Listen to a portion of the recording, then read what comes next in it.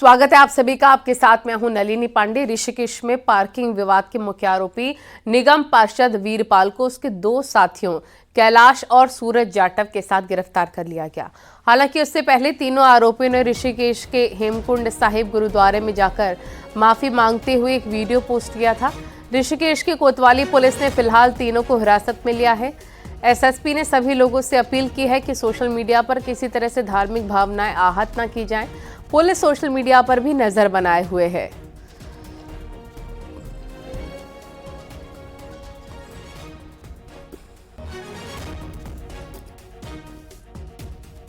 सभी से अपील की जाती है, अगर कोई इस तरह की धार्मिक भावनाओं को आहत करेगा, कोई इस तरह का कृत्य करेगा तो उस गंभीर से गंभीर धाराओं में उसको जेल भेजा जाएगा। इसी के साथ इनसे भी सख्ती से पूछताछ की जाए कि सुनिश्चित तरीके से या एक अचानक से इस तरह का घटनाक्रम हुआ, इसके पीछे कौन लोग हैं, क्या षड्यंत्र है। आईआईटी रुड़की के गेट पर कुछ स्टूडेंट्स ने जमकर हंगामा किया। स्टूडेंट्स देर रात पहुंचे और परिसर में जाने की अनुमति मांग रहे थे। दरअसल स्टूडेंट्स वेलफेयर प्रमुख ने कुछ दिन पहले नोटिस जारी किया था। इसमें रात 11 बजे के बाद स्टूडेंट्स के परिसर के बाहर आने जाने की रोक लगाई गई थी। बताया जा रहा है कि कई बार छात्र रात में गेट के पास नशा करते देखे गए थे। छात्रों के हंगामे के बाद आईआईटी ने एक मीडिया नोट जारी किया। इसमें कहा गया है कि स्टूडेंट्स का बाहर जाने का पूर्ण प्रतिबंध नहीं है, लेकिन कुछ प्रतिबंधों का उल्लेख किया गया। इसका उद्देश्य संस्थान में अनुशासन बनाए रखना है।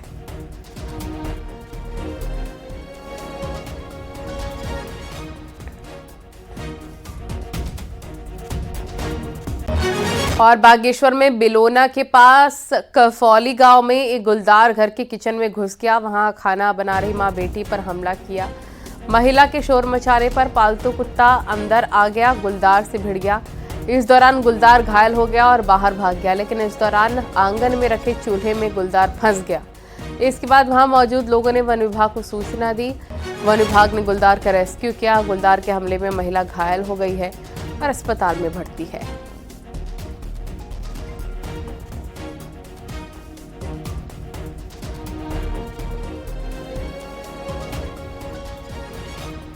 रोटी बना रहे थे तो इनके बीच में बाघ आ गया। तो बाघ मेरी बेटी पे झपटने लगा, तो उसने में थोड़ा शोर होने पे मेरा कुत्ता भाग गया। तो कुत्ते और बाकी मुठभेड़ में बच्ची को बचाने में तो ये गिर गई ऊपर, करीब 5 फीट दीवार से नीचे गिर गई। तो मैंने बच्चों को अंदर किया, तब तक कुत्ता लड़ रहे थे। मैंने अपना गेट बंद किया, तो उसको अंदर ले आया। उसके बाद कुत्ता और उसकी बीच में लगभग लड़ाई हुई कुत्ते और बाघ की, तो बाघ घायल हो गया था। सीएम पुष्कर सिंह धामी आज रुड़की के दौरे पर रहे और यहां सीएम धामी ने विकसित उत्तराखंड प्रदर्शनी का उद्घाटन किया है। इस दौरान सीएम धामी ने कहा, प्रधानमंत्री मोदी के नेतृत्व में पूरे विश्व में भारत का मान बढ़ा है। सीएम ने यह भी कहा कि चारधाम यात्रा का काउंटडाउन शुरू हो चुका है और सरकार इस बार भी यात्रा को सफल बनाने में जुटी है।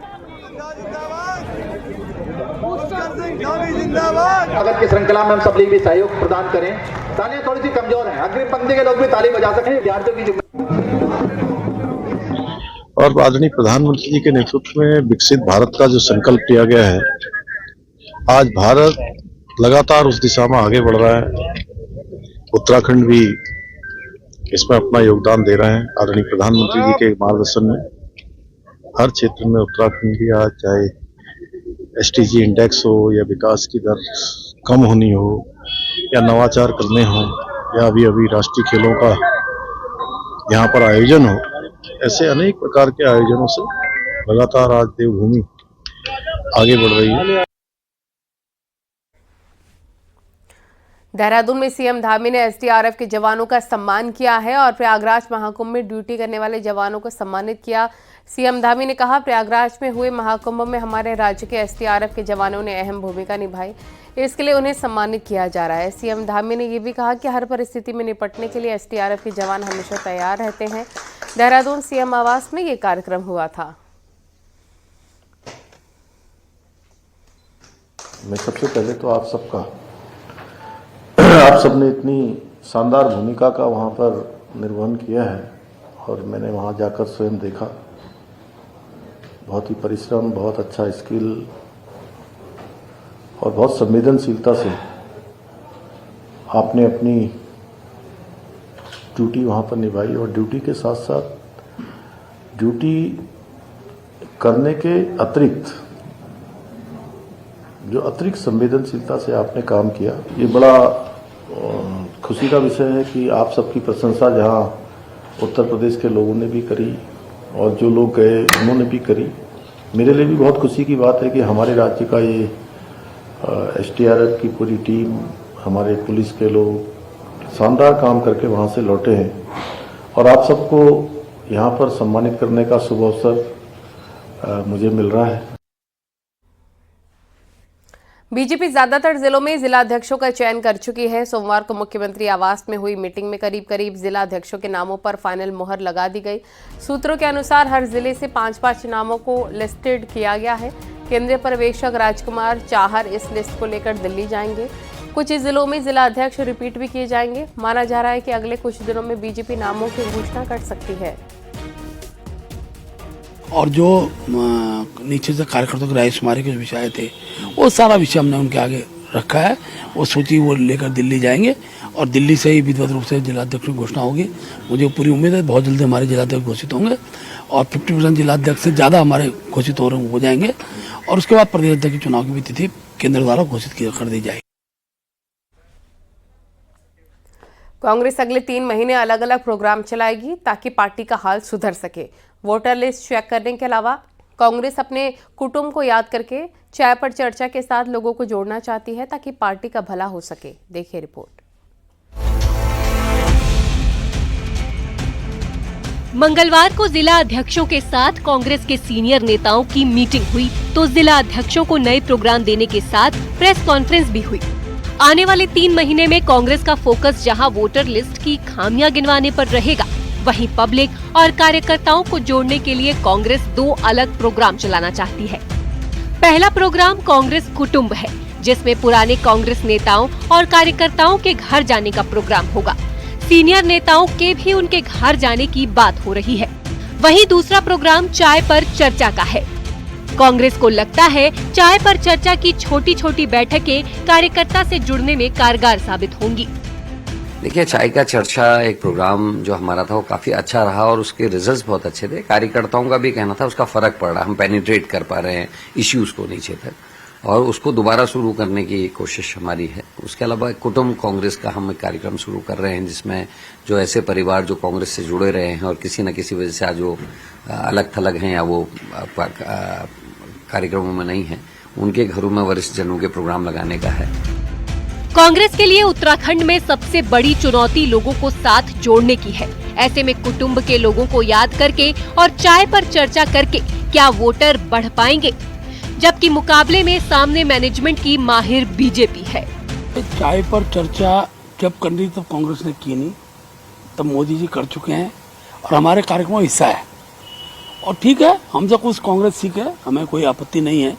जहाँ तक परिवार का विषय, तो जिन बुजुर्ग कांग्रेस को ढूंढ रहे हैं वो तो सब भाजपा के अंदर है। कांग्रेस नकल न करे, अपने कार्यक्रम जनता से जुड़े हुए कार्यक्रम रखे। कांग्रेस छोटे छोटे प्रोग्राम के जरिए अपना काम बेहतर करना चाहती है, कार्यकर्ता से लेकर पब्लिक को साथ जोड़ना चाहती है। पर कांग्रेस के इन प्रोग्राम का अंजाम क्या होगा और प्रोग्राम कितने कामयाब होंगे, ये अगले 3 महीने में पता चल जाएगा। देहरादून से न्यूज 18 के लिए दीपांकर भट्ट की रिपोर्ट। और चमोली के माड़ा में हुए एवलांच हादसे की जांच के आदेश हुए हैं और डीएम ने मजिस्ट्रेट जांच के आदेश दिए और जोशीमठ के एसडीएम को जांच अधिकारी बनाया गया है। आपको बता दिया 28 फरवरी को सुबह माड़ा में एवलांच आया था, इसमें 8 लोगों की जान चली गई थी।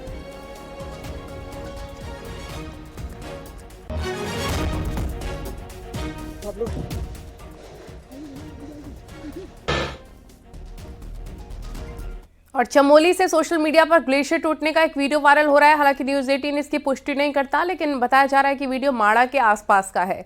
यहां ग्लेशियर टूटकर नीचे आ गया था और ये वीडियो 1-2 दिन पहले का है।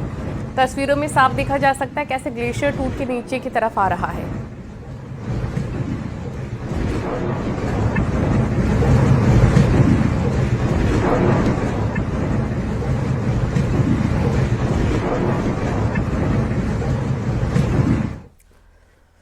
पहाड़ों पर एक बार फिर बर्फबारी हो रही है। पिथौरागढ़ के बॉर्डर इलाके में बर्फबारी के चलते आवाजाही पूरी तरह बंद है।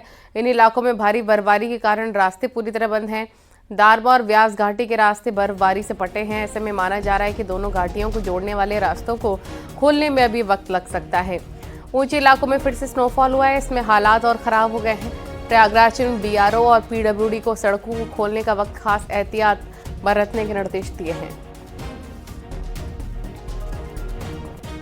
समय बर्फबारी हो रही है उस समय अपने मजदूरों की सुरक्षा हेतु विशेष प्रबंध करें। एक दूसरा, जो उन क्षेत्र में जो गांव में या अन्य जगहों पर जो लोग फंसे हैं उनको निकालने के लिए शीघ्रता से जो रोड ओपनिंग का कार्य है जब मौसम खुलता है उस समय करें।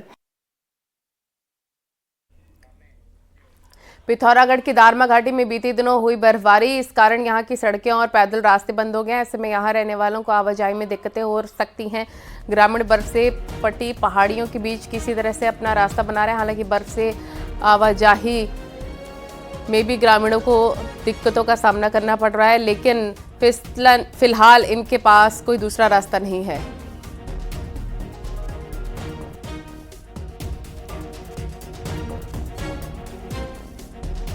उत्तरकाशी के ऊंचाई वाले क्षेत्रों में लगातार बर्फबारी हो रही है। सुखी से आगे गंगोत्री हाईवे पर बर्फ जमी है, इससे हटाने का काम जारी है। 6 मार्च को पीएम मोदी का मुकबा दौरा है, लिहाजा हाईवे से बर्फ को हटाने का काम तेजी के साथ किया जा रहा है। लेकिन बार बार हो रही बर्फबारी और बारिश से सड़कों को खोलने में दिक्कतें आ रही हैं।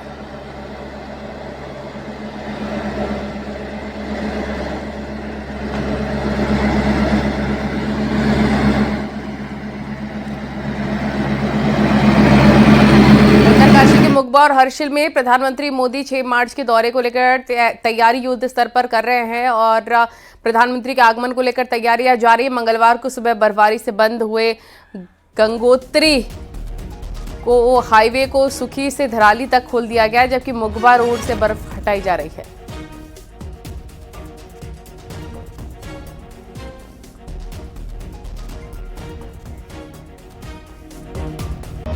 रामनगर के तराई पश्चिमी वन प्रभाग के फाटू टूरिज्म जोन में एक प्राइवेट कार घूमती नजर आई है। इसका कुछ लोगों ने वीडियो बना लिया। दरअसल कॉर्बेट के आसपास खुले ये टूरिज्म जोन स्थानीय लोगों को रोजगार देने के लिए खोले गए हैं।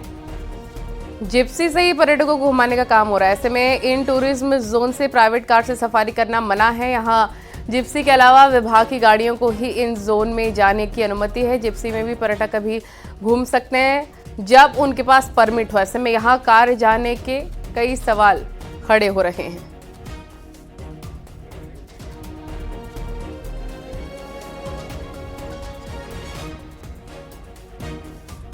उत्तराखंड सरकार अब राज्यों में इको टूरिज्म पर फोकस करने जा रही है। पहले चरण में 32 इको टूरिज्म साइट को डेवलप करने का काम शुरू हो गया है और इस बीच इको टूरिज्म से मिलने वाले रोजगार और राजस्व का भी सर्वे कराने की तैयारी शुरू कर दी गई है।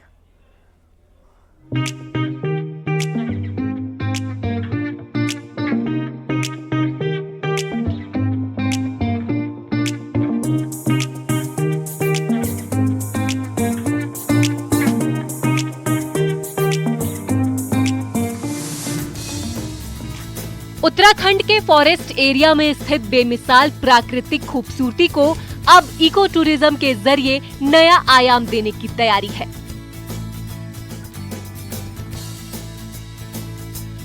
इसके लिए पहले चरण में 32 साइट्स को इको टूरिज्म के रूप में डेवलप किया जा रहा है। इनमें से कुछ साइट्स का डेवलपमेंट वर्क पूरा भी हो चुका है।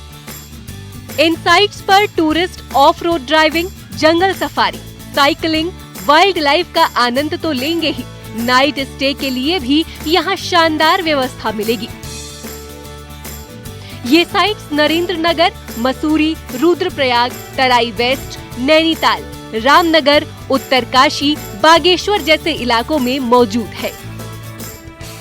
इको टूरिज्म में जो पिछले साल में करीब 31 डेस्टिनेशन में जो काम चल रहा था, वो सारे काम को धीरे धीरे उसका पूरा हो रहा है और इसका अभी रनिंग स्टेज में आ रहा है। ये इसके साथ साथ बाकी और 30 साइट और है जिसको कि आगे अगले वर्ष में सब डेवलप होगा। राज्य में इको टूरिज्म की संभावनाओं की बात करें तो अभी उत्तराखंड में 24 वाइल्ड लाइफ सफारी जोन है। उत्तराखंड में 19 बर्ड वॉचिंग साइट्स है, 27 nature park, eco park, city forest area मौजूद है। राज्य में 12 नेचर कैंप भी मौजूद है। वन विभाग के पास राज्य में 66 रेस्ट हाउस भी है। इको टूरिज्म के लिए सारी जानकारी सिंगल विंडो सिस्टम से देने की तैयारी है। इसके लिए बकायदा यूनिफाइड पोर्टल बनाया जा रहा है। इसी पोर्टल पर बुकिंग से लेकर परमिट तक सब कुछ मिलेगा। एक यूनिफाइड पोर्टल सिस्टम डेवलप कर रहे हैं जिसमें कि ऑनलाइन बुकिंग सारे हमारा जितने भी इको टूरिज्म से उत्तराखंड में जितने भी इको टूरिज्म का डेस्टिनेशन है उसका सारे सफारी हो डेस्टिनेशन हो उसमें सारे बुकिंग के लिए वो सारे कार्य गतिमान है। सरकार ने इसकी जिम्मेदारी वन विभाग के अंडर बनाए गए इको टूरिज्म डेवलपमेंट कॉरपोरेशन को सौंपी है, जो इन सब के अलावा चंपावत में जिम कॉर्बेट ट्रेल भी डेवलप कर रहा है। सरकार की यह योजना परवान चढ़ी तो राज्य के जंगल रोजगार और राजस्व के बड़े साधन बन सकते हैं। देहरादून से न्यूज 18 के लिए सुनील नवप्रभात की रिपोर्ट।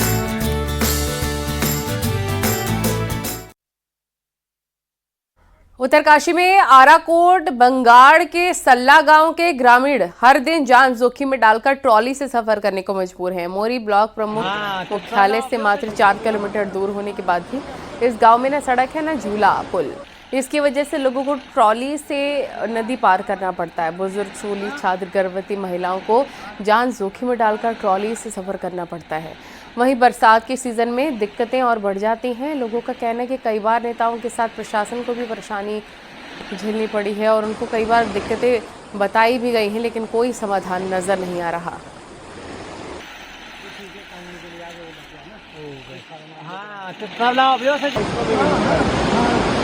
ट्रॉली में 2 साल से जो ना जो चौकीदार रखे वो भी नहीं रखे इन्होंने। ये विभाग का काम है नहीं।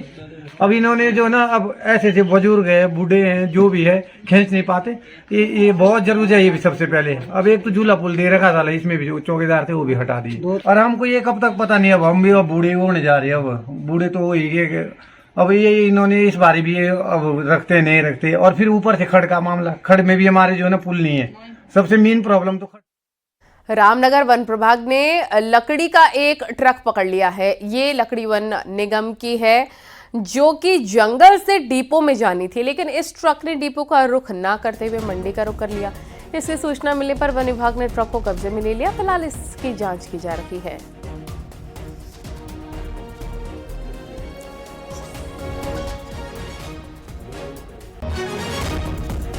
ये कोटा रेंज का मामला है। जो लकड़ी वहां से आ रही थी तो हमको मुखबिर से सूचना मिली कि लकड़ी जो आ रही है वो मंडी की तरफ चली गई है, तो उसको जाके वहां से मंडी से हमने उठा के रेंज ऑफिस ले आए। रेंज ऑफिस लेने के बाद ये हमें प्रतीत हुआ कि वो जो लकड़ी है वो सीवन के जो नीलामी में इनको मिलता है वो ट्रांजिट पास इनके पास था, लेकिन वो जो ट्रांजिट पास है और जो लकड़ी है उससे मैच करवाना जरूरी होगा। तो इस कारण अभी उसको जांच चल रही है। उसको जांच के उपरांत इसको बता पाएंगे कि इसमें क्या था और क्या एग्जैक्टली आ रहा है। अब आपको दिखाते हैं पहाड़ टॉप 10 न्यूज। विकासनगर की पुलिस ने 10,000 के फरार नामी बदमाश को गिरफ्तार किया। आरोपी को दून पुलिस ने भटिंडा पंजाब से अरेस्ट किया है। अल्मोड़ा में पुलिस ने चेकिंग के दौरान एक करबला के पास से स्कूटी सवार को 1 किलो चरस के साथ गिरफ्तार कर लिया है।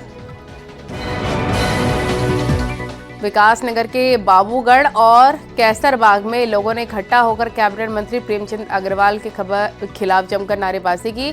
पहाड़ वाले बयान पर नाराजगी भी जाहिर की। हरिद्वार में आबादी में घुसने वाले हाथियों के साथ छेड़खानी करने वाले शरारती तत्वों और सोशल मीडिया पर पुरानी वीडियो शेयर कर भ्रम फैलाने वाले लोगों से वन विभाग सख्ती से निपटेगा। पंचायत चुनाव के लिए कांग्रेस ने भी कमर कसनी शुरू कर दी है। रामनगर में होली के बाद कांग्रेस का रोजाना 2 से 3 बूथों पर जाने का कार्यक्रम है। हल्द्वानी में तहसील दिवस पर एसडीएम ने जनता की समस्याएं सुनी। इसमें स्ट्रीट लाइट से लेकर बिजली और पानी की समस्याएं थी। रुद्रप्रयाग नगर पालिका क्षेत्र की जनता की समस्याओं का फटाफट समाधान किया जा रहा है। बीते 5 दिनों में 40 शिकायतें मिली। इनमें से 35 शिकायतों का समाधान किया गया। कॉर्बेट टाइगर रिजर्व के मंदाल, सोना नदी और रामगंगा नदी और डैम में इस समय जलीय जीवों की गणना की जा रही है, जो बुधवार तक चलेगी। विकासनगर के एटन बाग क्षेत्र में लंबे वक्त से लोग जल प्रवाह की समस्या से जूझ रहे हैं। अब बिना बरसात के सड़कों पर जल जमाव नजर आ रहा है। नैनीताल में इस बार 6 मार्च से 15 मार्च तक होली महोत्सव होगा। राम सेवक प्रभा द्वारा आयोजित इस होली महोत्सव की तैयारियां पूरी हो गई हैं।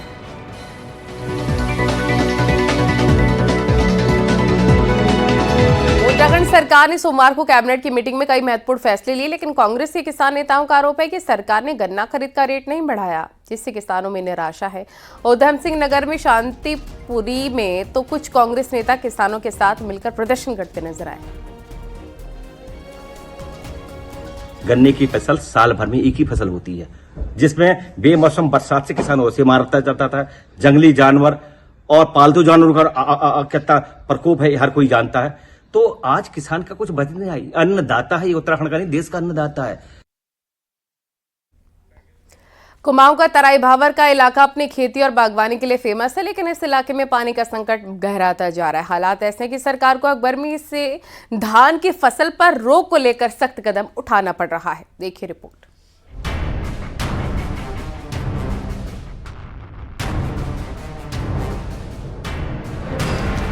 कुमाऊं का ये तराई भावर का इलाका, यानी इन हरे भरे पहाड़ों की जड़ का इलाका, लेकिन पहाड़ की ये जड़ अब सूखने के कगार पर है, क्योंकि यहाँ जमीन के भीतर मौजूद पानी का स्तर तेजी से नीचे जा रहा है, जिसके कारण भावर और तराई दोनों पानी के लिहाज से डेंजर ड्राई जोन में तब्दील होते जा रहे हैं।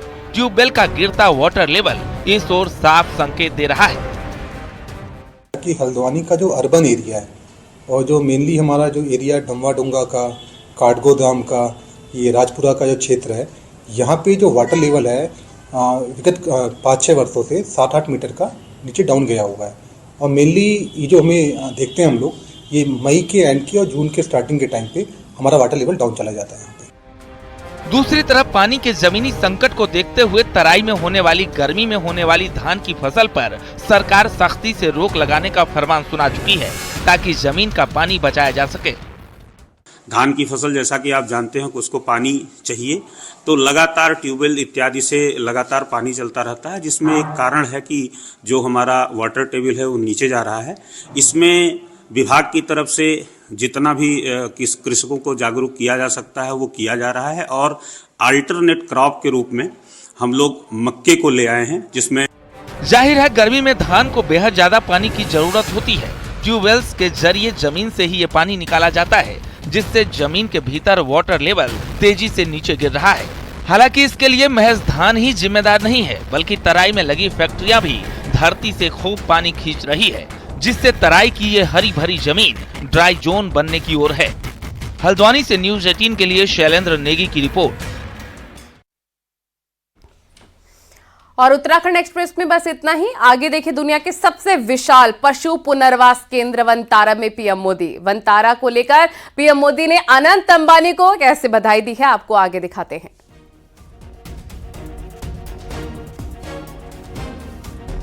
और फिलहाल यहां रुकना होगा छोटे से ब्रेक के लिए।